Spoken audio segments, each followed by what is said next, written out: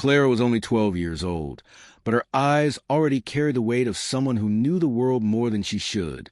Orphaned since she was 7, she had no favorite toys, no family photos hanging on the wall, and no warm bed waiting at the end of the day. She only had the courage to move forward, and a pair of leaky slippers that did not always accompany her on her daily commutes. And it was like this, barefoot, that she crossed the streets of a neighborhood every morning where it seemed that even the air was cleaner, the upscale neighborhood where Donna Estella's mansion was located. The houses, they were surrounded by high walls, automatic gates and cameras that observed everything. The gardens were millimetrically cut, with flowers that exuded a perfume that Clara had never smelled before.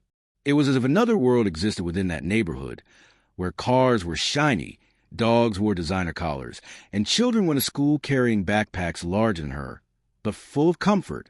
Clara passed by in silence, almost invisible, as if she was not made for that kind of reality. She arrived early, always the first. Donna Estella's mansion was the largest on the street. Wrought iron gates, white columns, 3 floors, and windows so large they looked like shop windows. Clara didn't understand why someone needed so much space, since inside there lived only Estella, her 2 children, and an employee who only appeared at night. But luxury was in every corner. Imported carpets, crystal chandeliers, huge paintings on the walls and furniture that looked like it came out of an exhibition. Clara, with her small and calloused hands, was responsible for making it all shine. Donna Estella was not bad, it was something worse.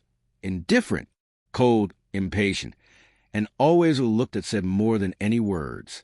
When Clara arrived, she didn't even answer the good morning. She just wrote down what she wanted clean, and went back to checking her cell phone or drinking her coffee in cups that seemed more expensive than all the clothes Clara had ever had in her life. The girl, even without understanding how the world could be so unfair, smiled. He always smiled, because I was grateful to have a job, even though I was so young, and because I believed that one day things would get better. In the shelter where she lived, there was not much to wait. The other children were already used to the idea that no one came to pick them up. But Clara had a different strength. Perhaps it was a stubborn hope left over from the time when she still slept with her mother on a mattress on the floor, listening to made-up stories before going to sleep. Now, these stories she told herself, quietly, as she scrubbed the floor of the main room of the mansion. The work was heavy. The floor cloth was sometimes larger than her. Clara had to climb stairs to dust off the high shelves, squat for hours to clean hidden corners, and take care of a house that looked more like a 5-star hotel. But he never complained. He knew that a word cross could mean the end of everything. And deep down I was afraid. Fear of losing that little I had. Fear of being considered a nuisance. Fear of having nowhere to go. It was strange to think that, even in the face of so much suffering, there was a constant sparkle in the girl's eyes. It wasn't just innocence. It was faith. It was a certainty that, somehow, the world could be different. And perhaps it was this light that bothered Donna Estella so much. Because, as much as she tried to ignore it, there was something about Clara that made everyone in the house know that this girl was special. As she washed the tiled floor of the entrance hall, Clara heard the echoes of Estella's high heels crossing the corridors. The woman talked on the phone, always complaining about something. The hairdresser, the manicure, the dress that had come a shade below the gold she wanted. The mansion was full of people, but it seemed empty. Clara perceived this in the looks of Estella's children, who passed by her as if she did not exist, but carried an endless boredom on their faces. It was a lonely luxury. One morning, Clara arrived even before sunrise. The air was still humid, and the windows of the mansion fogged up. She took off her slippers so as not to get them wet, and walked barefoot through the side garden, carrying the bucket with water and vinegar, as she did every Thursday. The floor was cold, but she didn't even feel it. Her body had already become accustomed to this kind of discomfort.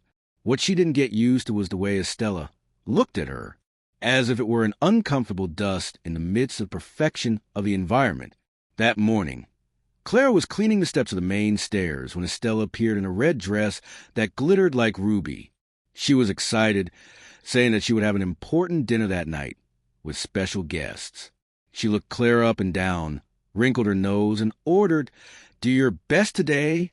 I want this shiny house. And don't even think about touching anything." Then he turned his back and climbed up, leaving behind him a sweet, suffocating perfume, as if he wanted to erase any trace of the real world. Clara worked in silence all day. I skipped meals, wet my clothes, and felt pain in my back. But he was proud of every clean corner, every glass without stains. When he finished, the hall of the mansion was so bright that it reflected even the shadow of the paintings.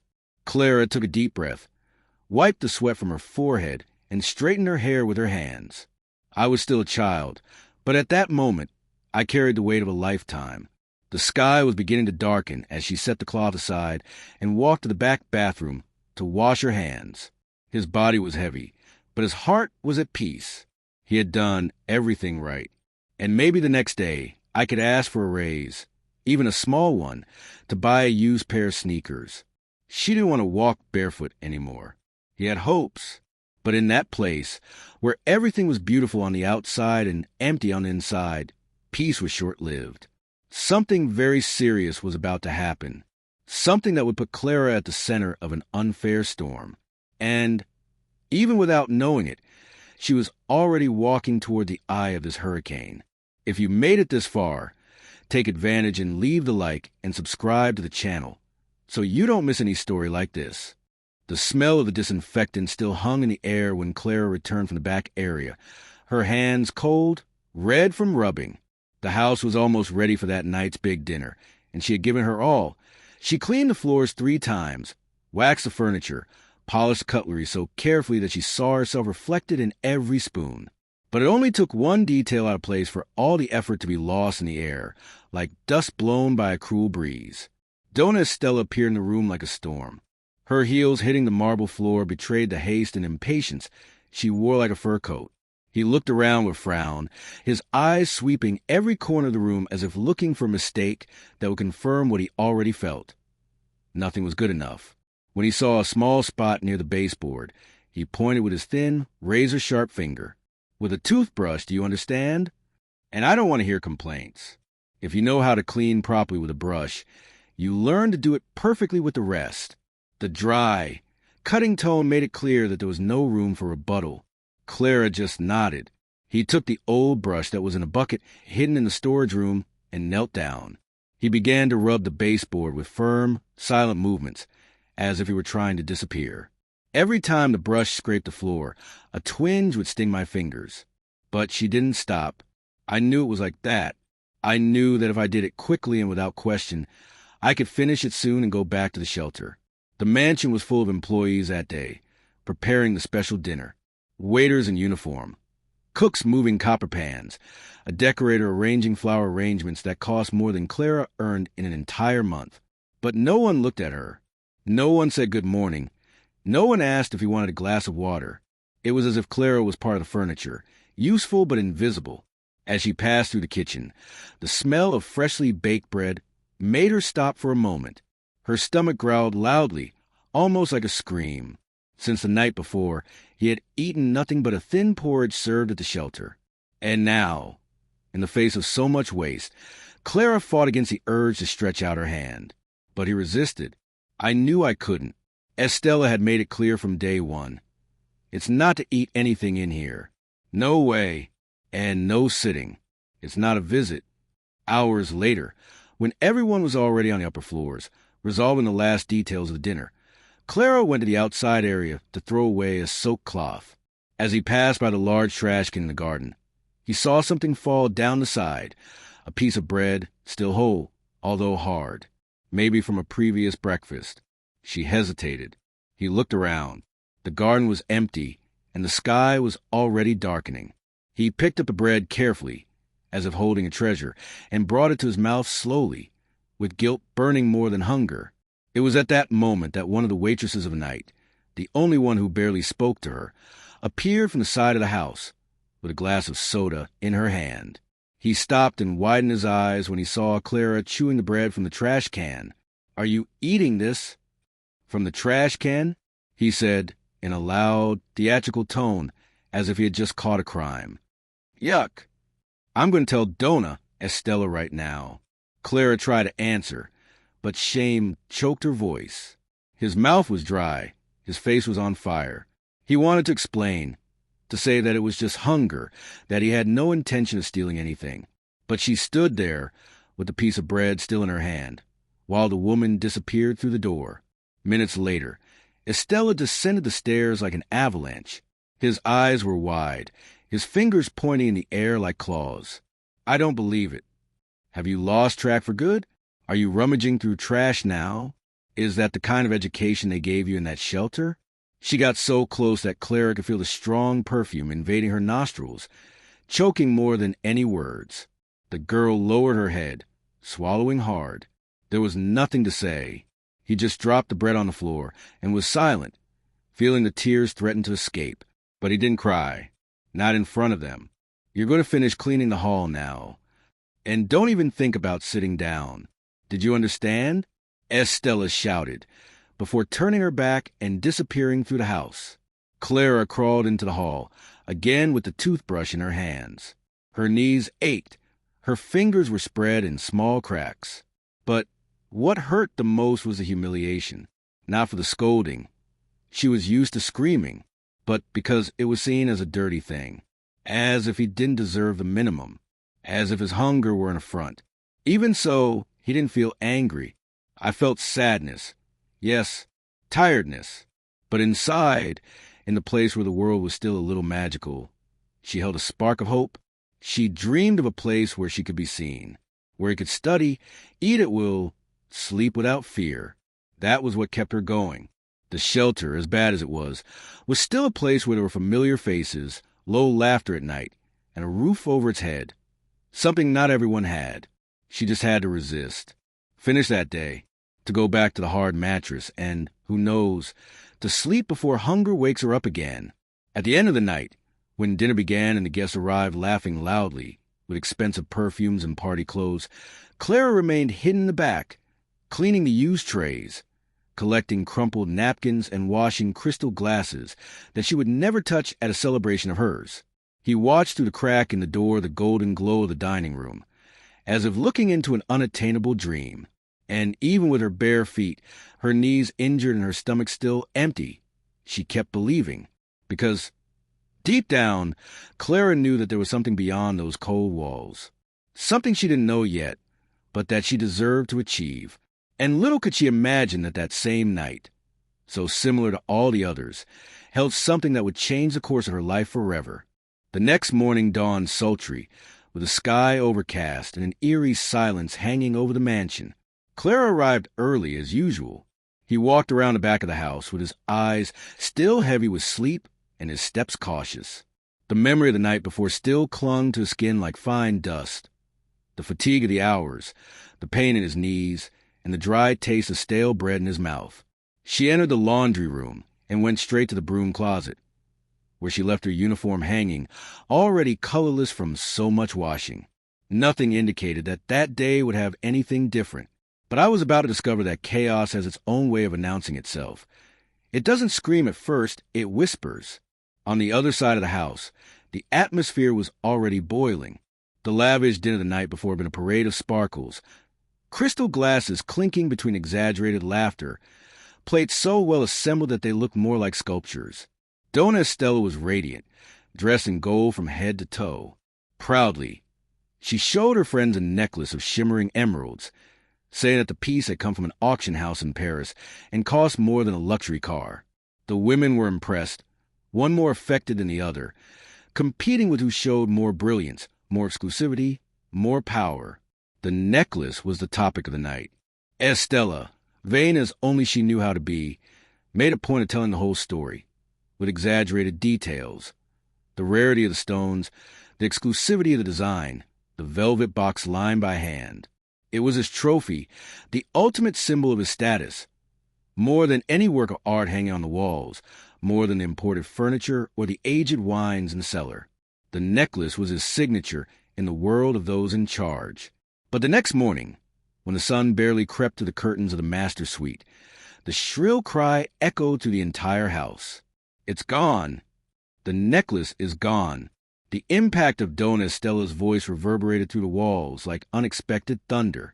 Doors opened violently. Hurried footsteps crossed corridors. Frightened faces peeked out of corners. Within minutes, the once quiet mansion had turned into a nest of hustle and bustle. No one knew what to say. The necklace, that unique jewel, a symbol of Estella's pride, had disappeared without a trace. She called all the employees to the main hall. The room still had remnants of the party. Glasses forgotten in corners, crumbs on the carpet, the sweet scent of freshly arranged flowers. One by one, the employees lined up in front of her, tense, confused, exchanging nervous glances. Clara was among them, her hands dirty with soap, still holding the flannel with which she cleaned the frames. Dona Estella walked from one side to the other with short, dry steps. His eyes sparkled with anger and distrust. Then he stopped, looked at each face, and the voice came out low, but loaded with poison. I don't need to be a psychic to know what happened here. It paused. And I'm not an idiot either. I know very well who would be capable of something like that. There was silence. Everyone waited, tense, waiting for her to point to someone. That's when his hand went up, firm, relentless, and pointed directly at Clara. You. The impact of the word crossed the room like a slap. Clara froze. He looked around, not understanding. The other employees lowered their eyes, some frowned, but no one intervened. They were used to Estella's temperament, and they knew that contradicting her was like lighting a match in front of a gallon of gasoline. It's obvious, isn't it? She continued, her voice now louder. The only one who has nothing to lose, who comes from shelter, who lives at the expense of our goodwill. The word "our" came out with contempt. Do you think I don't understand? Always quiet, always sneaking around the corners. What else do you do in hiding? Clara tried to speak, but her throat froze. His face burned, his heart beat so fast that it seemed to try to escape from his chest. There was no proof. No, the necklace had simply disappeared. But her presence, there was enough. Her origin, her poverty, her invisibility was enough for her to become the ideal culprit. It was easier to blame those who could not defend themselves. More convenient to point to the girl who had no one. Are you going to give me over now, Clara? Estella pressed, getting so close that Clara could see the fine creases around her makeup eyes. Where did you hide it? In the closet? Did you take him to the shelter? Who are you going to try to sell to, huh? Who do you think is going to buy such a piece of jewelry from a girl like you? The humiliation was public. Everyone watched. The familiar faces from the kitchen, the laundry, even the driver, standing at the door. No one said a word. And every second of silence was like one more brick on Clara's back. She, however, remained firm. He didn't scream. He didn't cry. What she felt was a mixture of indignation and impotence that did not fit in her body. Inside, he screamed. On the outside, she squeezed her fingers until they hurt, as if that would prevent the tears from overflowing. I didn't take anything, he said at last in a weak but firm voice. Estella laughed. A dry, humorless laugh. Of course not. And he disappeared like magic, right? Because that's what you do, isn't it? They steal and then play the poor thing. Clara felt a bitter taste rise to her throat. He looked to the sides. None of her colleagues stared at her. One of them even discreetly moved his foot away, as if the mere contact with her could contaminate him. She was alone, once again, and there was nothing to do. Dona Estella ordered everyone to go back to work, except Clara. He ordered him to stand there motionless as a silent punishment. As long as I don't find this necklace, you'll stay here, without touching anything. And so it was. Hours passed. My knees hurt, my stomach turned. The sun came through the windows and advanced slowly across the marble floor, marking time with shadows. No sign of the jewel. No evidence. Just the fixed gaze of the mistress, watching as if waiting for a slip, a confession, a guilty movement. Meanwhile, in Clara's head, 1,000 thoughts ran over each other. Why was that happening? Had someone really stolen it? Or would it have been lost, forgotten elsewhere? Anything was possible. But the weight of the accusation was so great that it already seemed true. Even without evidence, she had already been tried. And the worst, condemned. And even so, something inside her would not go out. Maybe it was pride. Maybe it was that strength that is only born in those who have been through so much that they no longer have room to bow down. But there was a silent decision there, born in the midst of pain. She would not allow it to destroy her. She would not let them humiliate her any more than they had already done. He knew what he had, and what he didn't have, and he wouldn't let his only defense be taken away. The truth.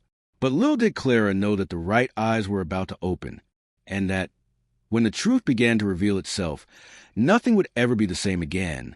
Clara couldn't even breathe properly. The air seemed trapped inside her, her chest tight, as if something invisible crushed her inside. He tried to speak, but his voice wouldn't come out. Only tears. Thick, hot, uncontrolled. Estella advanced like a wounded beast, her eyes sparking with hatred, her voice sharp as a razor. Thief! I should have suspected it from the beginning. He shouted this while pointing his finger at Clara, as if the simple accusation was already a sentence. The other employees, who used to exchange laughter with Clara at breakfast, now looked at the floor. No one dared to say anything. It was as if fear had paralyzed them all. The complicit silence hurt almost as much as the screams. Clara babbled, her voice trembling, that she would never do that. I would never take anything, Dona Estella. Please believe me. But it was like trying to put out a fire with a glass of water. Estella couldn't even hear. She was gripped by the scandal she herself created, as if she needed a spectacle to distract her from the fact that she really had no idea where the necklace had gone. It was then that everything went over the limit. Estella, completely out of her mind, pushed Clara against the wall. Clara staggered, trying to keep her balance, not believing what was happening. The security guard was already there next to him, as if he were part of a rehearsed choreography. Without asking permission, he ripped the backpack off the girl's back and began to rummage everything over.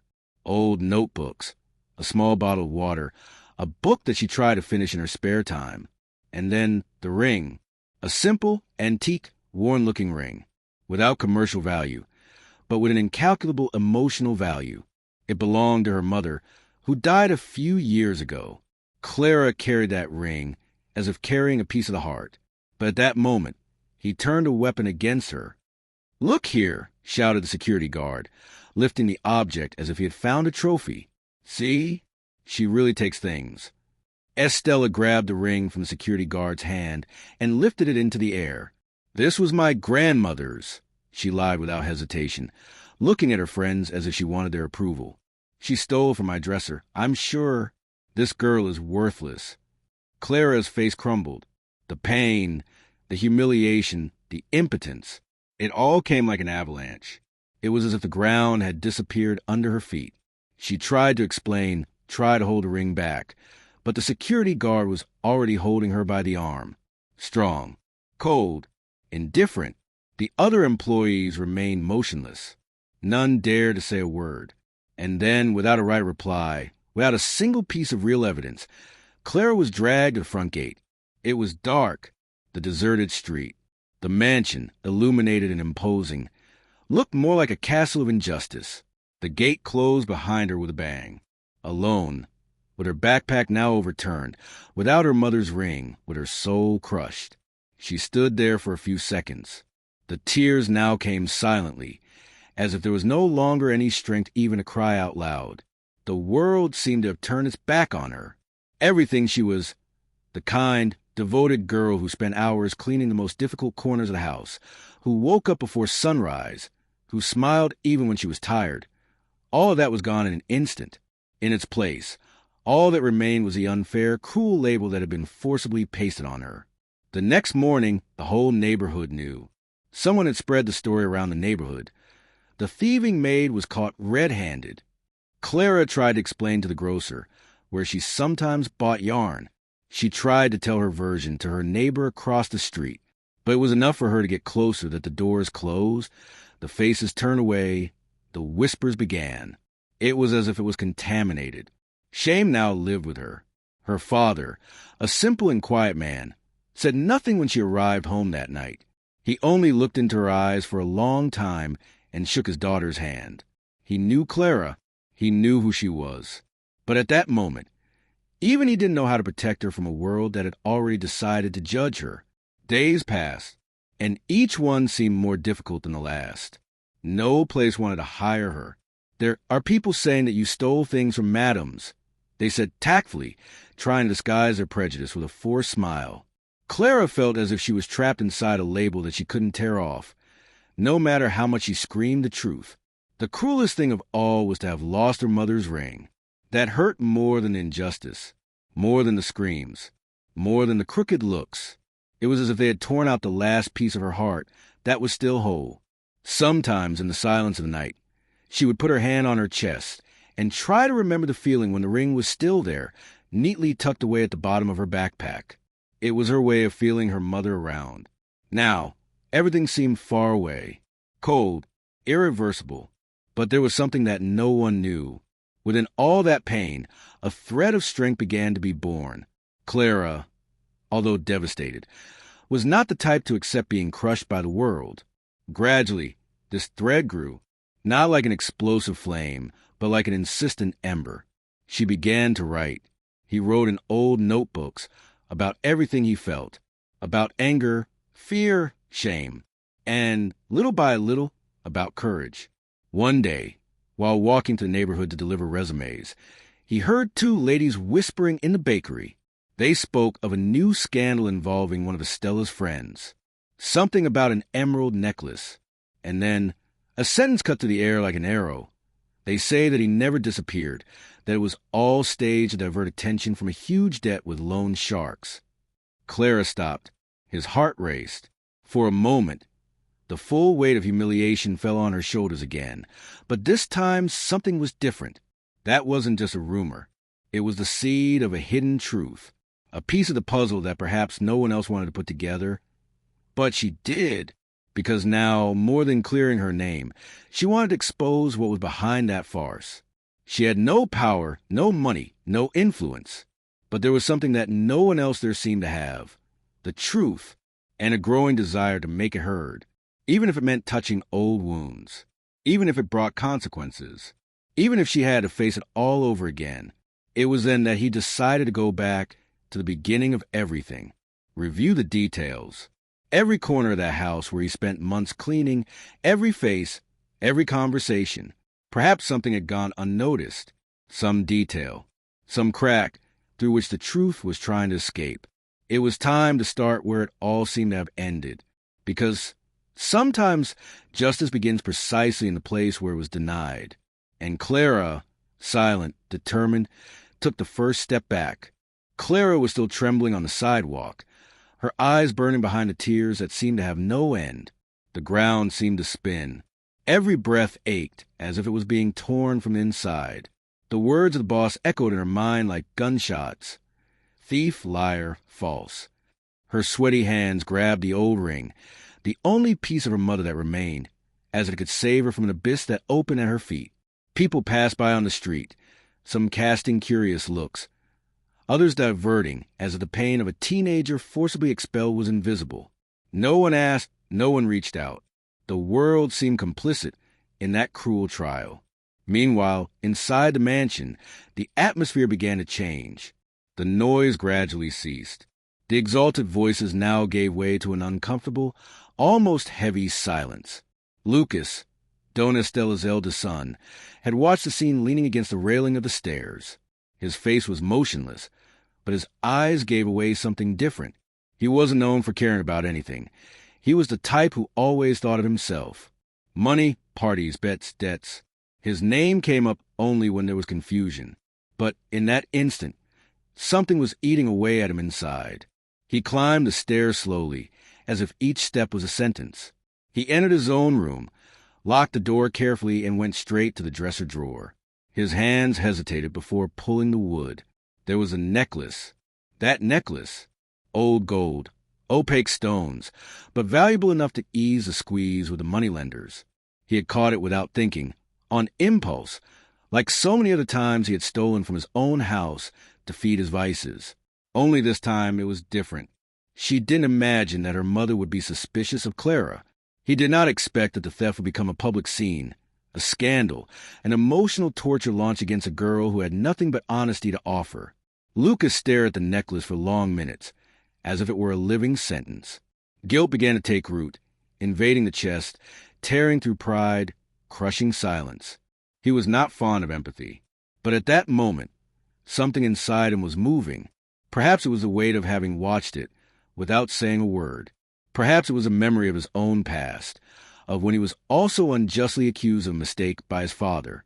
Or maybe it was just a fear of having gone too far. The fact was, he was restless. The girl's face, crying outside, etched in memory as a bitter reminder of cowardice. Downstairs, Estella circled the room, still upset. She paced back and forth, huffing, pretending that she was relieved to get rid of a problem. But deep down, there was something that did not leave her alone. Her anger wasn't just about the necklace. It was for life, for fear of losing control over everything, for the past that tormented her in silence. Clara, with her simplicity, invaded that space that was too perfect, too clean, too cold. And now that she had been expelled, there was an echo that would not be silenced. Meanwhile, the housekeeper, who had witnessed it all, washed the dishes with trembling hands. He had not said a word during the event. She knew that if she spoke, she would also be discarded. But now, with my eyes fixed on the foam that flowed from the sponge, my heart was tight. He remembered Clara's shy smile when she arrived early every day, the careful way she arranged the cutlery, the silent joy with which she cleaned the rooms, even though no one ever said, "Thank you." All this contrasted violently with the scene he had just witnessed, and, without realizing it, she began to wonder whether the girl was innocent. Lucas was still sitting on the floor of the room, necklace in hand, when he heard a dry knock on the door. He did not answer. The beat came again, now stronger. "Lucas." It was the voice of her younger sister, Isabella, 17 years old. "Is everything okay there?" He did not answer. He just closed his hand tightly around the necklace. Isabella insisted, now fiddling with the doorknob. "Mom, it's a beast down here, but everyone's weird. Did you see anything? Don't you think you were too heavy on the girl?" He took a deep breath. He felt a stab in his chest. He wanted to tell the truth right there, but he swallowed hard. It wasn't that simple. If she confessed, she knew what was coming. The scandal, the shame, the anger of her mother, maybe even the police. But what about Clara? She would continue to be seen as a thief. And that, for some reason he didn't quite understand yet, seemed unacceptable. The silence weighed like lead. He knew something had to be done. Outside, Clara was still sitting on the curb, her face swollen, her hands squeezing the ring tightly. He no longer cried. It was a silence of exhaustion, of incredulity. She felt crushed, invisible, discarded. The pain was so deep that it was anesthetized. He thought of his mother. I thought about how she would have reacted. Perhaps he had shouted, defended, demanded respect. But Clara was just a girl alone, and now marked as a thief. The word hurt like a knife. Inside her, a silent scream wanted to come out, but the world didn't seem interested in listening. Isabella, still standing at the door of her brother's room, began to be suspicious. Lucas wasn't exactly a well of virtues, but that absence of reaction, that strange way, the lost look, something didn't add up. She decided to back off. She went downstairs, went to her mother. "Nom, don't you think it was heavy? Did you see any proof?" Estella did not immediately respond. His face was closed, as if trying to convince himself that everything had been right. But her daughter's question remained in the air, poisoning the environment. Estella's gaze fell on the girl's backpack, still lying on the living room floor. The ring was still there, gleaming discreetly among the objects. Something about the brightness of that old piece moved her. It wasn't an item of the house. It was nothing of value. It was personal, very personal. And suddenly, a thought arose, uncomfortable, corrosive. What if she had been wrong? On the street, Clara stood up with difficulty, her legs wobbly, her heart tightened, but the need to move forward pulsated. I didn't know where to go. I didn't know what to do. But staying there was impossible. And then, slowly, she began to walk aimlessly, as if trying to escape the pain with her own steps. In his chest, a mixed desire for justice and oblivion. She wanted to disappear. He wanted to disappear. But deep down, something said that the story was not yet over, that what was torn from her with such brutality still needed to be restored, and that, as much as no one wanted to hear it now, the truth was about to find a way to speak. Lucas spends the entire day locked in his room, as if the hands of the clock are turning in slow motion, each minute echoing like a punch in the chest. Guilt, hitherto only a subtle nuisance, begins to take the form of something monstrous, suffocating. His mother's face doesn't leave his head, with that blind rage that threw Clara out the door without blinking. And the worst, Clara, with wet eyes, trembling, now understanding the reason for it all. Lucas vividly remembers when he was the one who felt small, helpless, trying to understand why the world seemed so unfair. It was soon after that his father died. The house became a cold place. The mother, always busy, became a figure who only appeared to demand or complain. At that time, no one hugged him. No one defended him. And now, he was repeating all of this with someone else. An innocent one. On his cell phone, he sees the news printed on a local website. Young woman is kicked out of her house after jewelry theft. Case generates revolt in the community. Clara's face, captured by someone on the street, appears distorted, further amplifying the image of guilt. The comments are even worse. Typical of people who infiltrate to steal. The boss was nice. She should call the police. Lucas feels a lump form in his throat. Slide your fingers across the screen without being able to stop. Each word is a mirror of everything he did not have the courage to prevent. The girl is being publicly lynched, and he, the real culprit, is hiding behind a closed door in silence. But what really breaks the armor of denial in which he hides is what comes next. During the afternoon, while trying to escape her own conscience, an old employee of the house, Lucia, a soft-spoken but sharp-eyed woman, discreetly knocks on the door. It takes time to open, but when she does, she walks in with light steps, closes the door behind her, and stares at Lucas without saying anything for a few seconds. He pretends to be distracted, fiddling with his cell phone, but she does not back down. It just says, "Are you going to let this girl be arrested in your place?" Lucas freezes.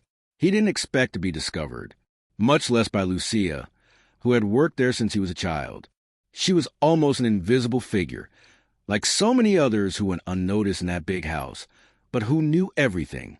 And at that moment, she knew exactly what to say. "I saw you going through the drawer the day before. Did you think no one would notice? I saw you, Lucas, and I saw the fear in his eyes. I don't want to know why. I don't care who you're indebted to. What matters to me is that that girl is being destroyed by something she didn't do, and you know it." Lucas looks away. He tries to justify himself, but his voice doesn't come out. A heat rises up his neck, sweat runs down his back, and he feels that if he says anything, he will collapse. Lucia, without raising her tone, just continues. "If you don't do anything, she will carry it for the rest of her life. He will grow up thinking that the world is a place where the weak are crushed with no chance of defense. Just like you once thought. Are you really going to let that happen?" Lucia's words hit him like sharp blades. It is not a judgment. It is a mirror. She's not screaming, nor threatening him. It's just showing what he already knows. He remembers Clara's despair, the way she grabbed his backpack as she ran away, her hands shaking, her short breath. She was alone, and he left it like that. Once again, hours later, already at dusk, Lucas leaves the room. The atmosphere of the house seems colder than usual. Donna Estella is sitting in the living room, fiddling with her cell phone with a harsh expression, rebutting comments that accuse her of prejudice.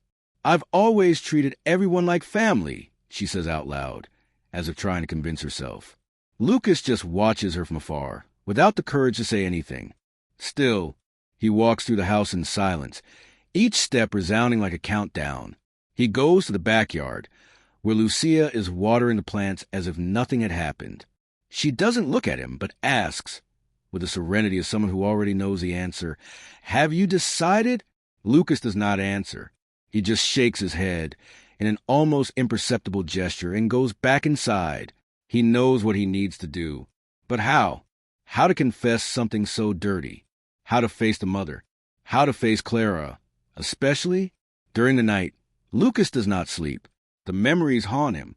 The moment he removed the necklace from the drawer, hidden, the rush to put it in my pocket, the fear of being seen, the adrenaline of knowing that I was doing something with no return. He remembers the meeting with the loan shark on the corner, the sweaty hand when handing over the object, the promise that it would be the last time. And now, the price of it all is much higher than the necklace. The next day, he walks the streets aimlessly. He arrives near the square where Clara used to go after school. He doesn't see it. She goes to the neighborhood bakery, where she did odd jobs delivering bags. Nothing. Guilt begins to turn into despair. What if she's gone? What if he never comes back? What if something worse has happened? The idea paralyzes him for a moment. He sits on the curb, his head in his hands, feeling the weight of something that can no longer be postponed. Hours later, Lucas returns home decided. On the way, he thinks about everything that could happen. The mother freaking out, the police involved, debts resurfacing. But what weighs more than all this is the image of Clara, sitting on the sidewalk, with teary eyes and the world collapsing around her. He can no longer hide. Not after all. When he opens a gate, he finds Lucia in the kitchen. She stares at him for a second and notices in his eyes that something has changed. Without saying anything, she gets out of the way and leaves the way clear. Lucas goes upstairs. Mother's room has the door ajar. He takes a deep breath and enters. Donna Estella is organizing some papers, but when she sees him, she raises an eyebrow, suspicious. What is it now, Lucas? Are you going to ask me for more money? He does not respond immediately. He closes the door, sits on the edge of the bed, stares at the floor for a few seconds. And finally, in a trembling but firm voice, he lets go. It was me. I took the necklace. The mother paralyzes. The silence is so thick that it seems possible to touch it.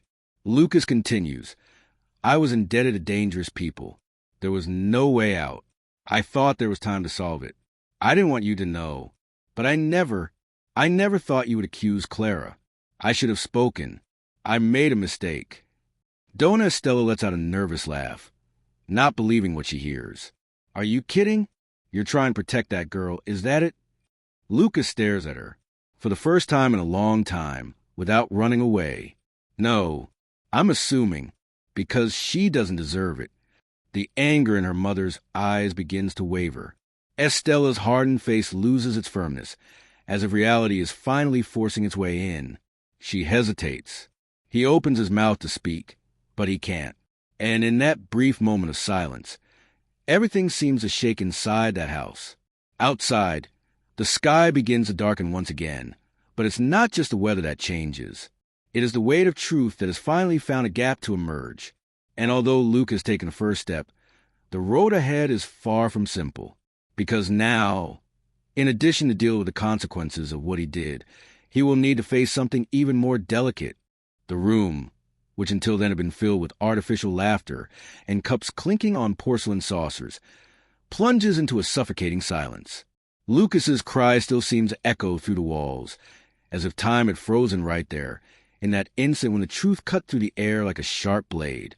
Donna Estella, sitting at the end of the most ornate armchair, raises her hand to her chest, as if trying to contain the avalanche that grows inside. Her eyes look for Lucas's, but all they find is a broken boy, with tears in his eyes and his grandmother's necklace hanging between his trembling fingers. Estella's friends look at each other, some still in shock, others trying to digest what they have just heard. One of them puts her hand to her mouth, as if it were unthinkable, not because of the seriousness of the theft, but because the public confession of a high society boy was an affront to what is expected of appearances. And Lucas knows it, but he also knows that he could not continue to carry that weight, that suffocating lie. He stares at his mother, and for the first time there is no fear in his gaze, only truth, raw and painful. The oldest employee, Mrs. Dalva, steps forward, breaking the ice. With a firm voice but full of emotion, he says, I saw him going through the drawer the day before. The girl has nothing to do with it. Clara was in the kitchen with me. She was never a thief. It would never be. The shock turns into discomfort. The image of the good son of the house is now in ruins, and even the most vain and impassive women cannot hide their unease. Donna Estella gets up slowly, as if she had just been slapped in the soul. Her eyes fill with water, but she doesn't cry. Not yet. He asked them to bring Clara back. The request sounds like an order, but it carries a tremor that didn't exist before. Clara, who was isolated in a corner of the yard, cornered and huddled up, is called by one of the maids. She comes with short steps, her eyes red from crying. He still doesn't know what happened inside. He is still waiting to hear the sentence. When she enters hesitantly and sees all eyes on her, her body trembles. But what he sees soon after dismantles all the pain. Lucas, kneeling in the center of the room, with a necklace extended in his hand and his face wet with tears, whispering, "Forgive me, Clara. Forgive me for everything." She doesn't understand right away. He looks around, looking for someone to translate that surreal moment for him, until Mrs. Dalva, with tenderness and firmness, touches his shoulder and says, "He told the truth, my daughter. He told everything." Clara's heart beats so hard that she thinks she is going to faint. She doesn't want to believe, but she doesn't want to doubt either. What was fear begins to turn into relief, slow, hesitant, but real. Donna Estella walks up to her. His steps are restrained, but there is no longer any coldness in his eyes. For the first time, the matriarch actually sees Clara, not as the poor girl of the house, not as a convenient stereotype, but as a child, an injured child. Estella approaches, touches Clara's face with the tips of her fingers, as if she wants to erase the damage, as if apologizing without knowing how to use words. "You'll be fine, Clara. We're going to work it out." The sentence is brief, but Clara feels that something changes there. For the first time since she was accused, she allows herself to take a deep breath. Lucas continues to kneel, as if waiting for a punishment, as if he still cannot forgive himself. The guilt that corroded him inside still pulsates strongly, but now it is accompanied by relief. He did what needed to be done, even if it's too late, even if the damage had already been too great. Clara walks up to him. Slowly, her eyes still burn, but anger begins to give way to compassion, because, despite everything, she recognizes the same lost look that she has so often seen in the mirror, a look that only those who have ever been afraid of being invisible understand. She crouches next to Lucas. It says nothing. He just puts his hand on his. And in that touch, without a single word, something is reconstructed. Fragile, but possible. The women in the room, who until then watched everything as spectators of an inconvenient drama, now seem uncomfortable with themselves. Etiquette, conventions, appearances, all of these lose their value in the face of the raw truth they have just witnessed. And, more than that, in front of the humanity that emanates from those two young people kneeling on the ground. The necklace, a symbol of family status and heritage, now looks too small, insignificant, because what is at stake is much greater. It is character, courage, redemption. And, in the midst of all this, something even rarer begins to flourish, listening. Because for so long, Clara was silenced, and now, finally, her voice begins to have space. But not everyone is ready for it. In the staff wing, whispers begin to spread. There are those who say that Estella will never let the shame be public. Others believe that Lucas will suffer the consequences of a scandal that the family cannot bear. But there are also those who see in that gesture of courage a new beginning, a chance to rewrite narratives that are too old to still be tolerated. Clara is taken to the room to rest. The nerves are on edge, and the body seems to have caught inside. But deep down, she knows someone has been rescued there. Perhaps her dignity, maybe her hope. On the balcony, Lucas remains motionless, looking at the sky that begins to darken. The clouds move slowly, as if in a hurry to rain. He knows that there is no going back. And, even with the fear of what will come, he feels that he did the right thing. For the first time, he is not ashamed of who he is. Donna Estella, sitting back in her armchair, observes the garden through the window. The serious, motionless face now carries a distant gaze. She thinks about the time she silenced truths to protect appearances, in the harsh words he used with Clara, in the hasty accusations. For the first time, he wonders if he is really in control of all that, And this doubt, so new, so uncomfortable, begins to erode the certainties it has built over the years. As night falls, the house seems quieter than ever. But this silence is not the same as shame or oppression. It is the silence of something that is about to be remade. A tense silence full of possibilities. Because now, there is no longer any way to pretend that nothing happened. The truth came out of the shadows, and that transforms everything. Even those who never wanted to change. But the world out there still doesn't know anything. And it is precisely when night settles in and the lights in the house go out one by one that the kitchen door opens discreetly, revealing an unexpected figure that no one imagined seeing again in that house. Clara enters the mansion with hesitant steps, her eyes downcast, as if she were still trying to understand the sudden turn of events. The environment that once seemed imposing and distant now swallows her in a different way, with an invisible weight, as if the house itself had changed along with her. She looks around, as if she were a stranger in this place she once thought was her prison, but now feels that the only place where she belongs is in the center of the confusion. And yet, there is a deep desire to understand. She looks at Estella, who watches her with a look that mixes regret and anguish that seems to have no end. Estella tries to break the silence, her voice trembling as she begins to explain. But her words seem to fail, as if the weight of guilt prevented her from saying what she wanted. Clara, I never wanted you. She tries. But what could be an attempt at justification rings hollow in the face of Clara's pain. The air is heavy, and it's almost as if every word of the woman is an attempt to free herself from a guilt that can't be redeemed with simple excuses. But Clara, with her eyes swollen from crying, has no patience for the empty words that come out of Estella's mouth. She approaches, still with her gaze fixed, and lets out the question that makes the air in the room cut like a blade. Why do you hate me so much if I've never done anything? Clara's words fall heavy on everyone, like a revealing beam of light, illuminating something much deeper than anyone imagined. The silence that follows is overwhelming. No one dares to speak. The mansion, once so full of murmurs and forced laughter, now becomes a place of reflection, of discomposed looks. A cold breeze seems to pass through the window curtains, as if the whole world has slowed down to observe that moment. Estella falls silent. Her face loses all color. There are no more words that can soften the weight of that question, that direct accusation. The woman, who has always prided herself on her position and control, is now confronted with something much greater than any appearance. She is facing a child who only asked for a space to be, who never deserved to be treated with contempt or disdain. And when she hears Clara's words, something inside her begins to fall apart. But the worst is yet to come. Clara, her eyes shining with tears, speaks softly, almost as if she were talking to herself, but her voice is clear and cutting. I just wanted to help. I wanted to clean, work, pay for my studies. I just wanted a future. The confession, simple and devastating, makes everyone in the room shudder.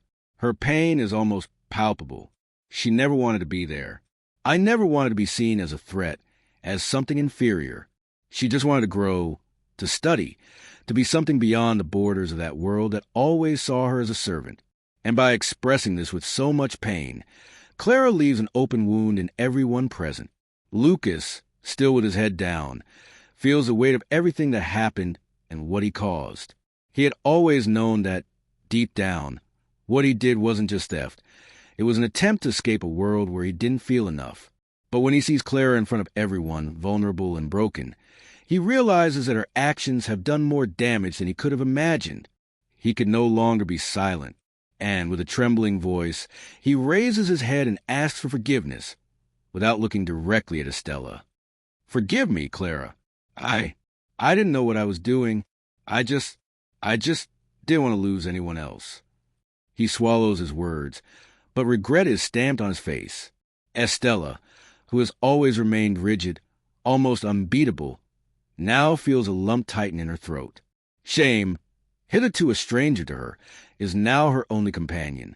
For the first time, she feels small, not because of what people may think, but because of the realization that it has failed. She failed as a mother, as a woman, and, above all, as a human being. She watches Clara with a look that now carries the pain of regret, But instead of words, a gesture changes everything. Dona Estella, without the strength to continue on top, approaches Clara with a look that is no longer one of judgment, but of understanding. She touches it gently, try to reach for something lost, try to rescue the humanity that, until then, seemed to have been lost along the way. Clara, who is now in a mixture of confusion and pain, looks at Estella. The great distance between them, which has always been marked by an abyss of power and privileges, now seems to be diluted in the face of a simple gesture. Estella's attempt to redeem herself, to repair what cannot be repaired with words. Clara, who for so long felt invisible, now feels something new. Maybe it's not forgiveness, but a glimpse that, for the first time, someone is really seeing her. The scene takes on a different proportion. The employees, who until then were on the periphery of the situation, begin to cry too. Some, more reserved, wipe their tears discreetly, while others do not try to hide the suffering they carry. They know what it's like to live in a world where class differences are more than apparent, more than social labels. And by witnessing that moment, some allow themselves, for the first time, to reflect on their own choices and the limits they have imposed on themselves over the years. The video then focuses on Clara's gaze. The shot is tight and his eyes, red from crying, are the protagonists of the scene. There is no longer the hard and distant countenance of before. Now they are vulnerable. They carry the pain of a life that has never been fair, but also the hope that perhaps something can change. The camera gets even closer, and each tear that flows is a reflection of all the internal struggle that Clara faced during her life, not only against the judgment of others, but against the very weight of being who you are in this world. The mansion, once impersonal, now seems to have absorbed all the emotional charge of that room, and the corridors that were once the scene of parties and empty laughter now seem quieter, more introspective. The house, which was once a status symbol, now finds itself marked by the transformation of two lives that, in some way, will go together, but in a way that no one expected. The air is charged with emotions, and nothing will be the same as before. Clara, after the revelation and emotional turmoil, decides that she no longer wants to return to that mansion. The weight of the weeks she spent there, being seen as a thief and a threat, suffocates her in such a way that she does not have the strength to take another step in that environment. The relief of knowing that the truth has finally been told is accompanied by the feeling of an even greater weight. She can no longer bear the thought of returning to a place that has treated her so badly, of a space that was never really hers. Even when she tried to be invisible, to be part of what she could never be. Gradually, life in the shelter seems more welcoming, safer. It's not a luxurious place. But there, Clara feels a comfort she's never experienced before. The simple walls, but full of human warmth, offer a refuge for your soul that was previously completely adrift. But what she doesn't know is that the twists and turns that were to come will be greater than she imagined, more powerful than any suffering experience so far.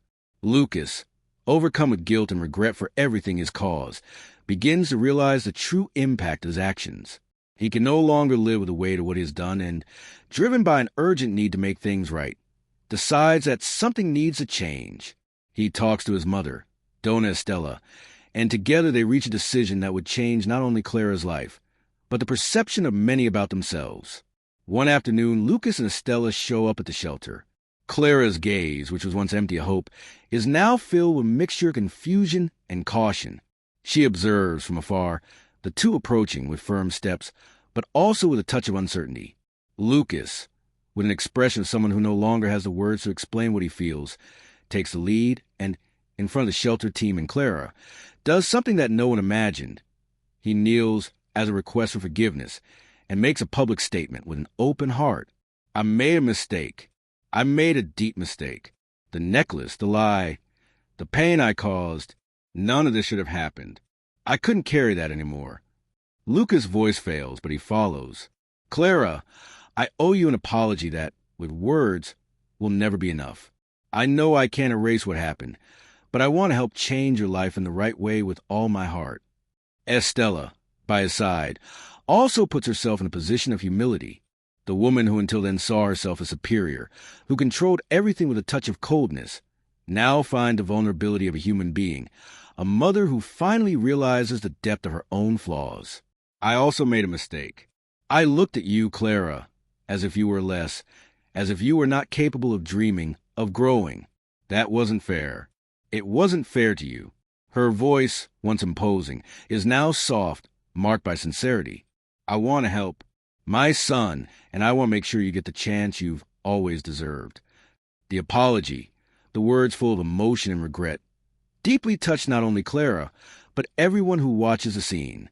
There is a reverence at the moment, a request for forgiveness that is given without reservation, and with the promise of transformation. They then announce that they will not only help Clara finance her education until college, but will also donate her to the shelter, guaranteeing essential resources for the maintenance of that space that, in a way, has become the home of so many children who are on the margins of the system. Lucas and Estella's gesture not only symbolizes a turning point in their lives, but marks the beginning of a new journey for shelter, a journey of renewed hope and opportunity for many. The gesture reverberates, and the story begins to spread like wildfire on social networks. Clara, the invisible girl who once carried the burden of shame, now becomes the center of attention. A story of overcoming, of failures and new beginnings, a mistake that turns into something positive. Clara, with her humility and strength, is called to give interviews on TV stations. With each word you make, more people are moved. She talks about her pain, about her desire to study, about how education was, for her, the only way to escape the difficult life she always knew. She also talks about what changed in her life when the weight of the lie was finally lifted off her shoulders. She doesn't consider herself a victim, but a winner. I just wanted a chance, she says, her eyes filled with tears. And now I have the chance to follow my dreams. Not only mine, but others as well. The repercussion is resounding. Her story not only moves thousands, but also inspires others to look at the realities that we often ignore. Clara's suffering becomes the force that drives the transformation of lives. And, like a growing wave, more and more people are mobilizing, wanting to help the girl who, for so long, lived on the margins, without ever giving up her right to have a better future. It was then that an NGO, touched by her story, contacted Clara. They offer even greater support, a house, a new home, where she could live while completing her studies. It would not only be a financial donation, but a real chance to rebuild her life, to start over without the heavy burdens that previously prevented her from breathing freely. Clara, initially skeptical, begins to realize that perhaps the world could be more generous than she imagined, and the necklace, which was once a symbol of a mistake, now becomes a mark of his personal revolution. Something that for a moment represented greed and destruction is now remembered as the object that triggered a change. The necklace is no longer a symbol of shame, but of overcoming. He remains with Clara, kept as a reminder of all that she has faced and all that is yet to come. Because, in the end, it's not about the objects we own, but about the power we have to rewrite our stories. And Clara, with her courage and determination, becomes the author of her own life. And so, Clara's story continues. At 16, she is now a young woman full of dreams and determination. She studies at a private school, dedicates herself to books, and has a clear goal. She wants to be a lawyer to defend children like her, who, for some reason, see themselves invisible in the eyes of society. The pain she has felt over the years has not gone away, but now she uses that pain as fuel to move forward, with a strength she didn't know she had before. By visiting the shelter where she lived, Clara continues to spread her contagious smile, helping other children and showing them that even in most difficult times, hope can never be lost. Lucas, in turn, recovered. The young man who has made so many mistakes in the past is now a dedicated volunteer, trying to repair what has been done and help in any way he can. Donna Estella, the woman who was once the reason for so much suffering, has also changed. She was transformed by that confession, and since then, she has been working to be a better, more empathetic, and fairer person. Clara's story, which began with injustice, became an example of overcoming, and in the end, revealed the brilliance of a girl that the world almost erased, but who, in the end, shone even brighter. If you made it this far, I know this message has touched something inside you. Leave the phrase, "this message was for me," in the comments, because it sure was. If you felt this connection, help me by leaving your like. It's a simple way to show that we understand each other. And be sure to watch the next video. There's a very similar story here. Click and come with me to continue this journey. See you there.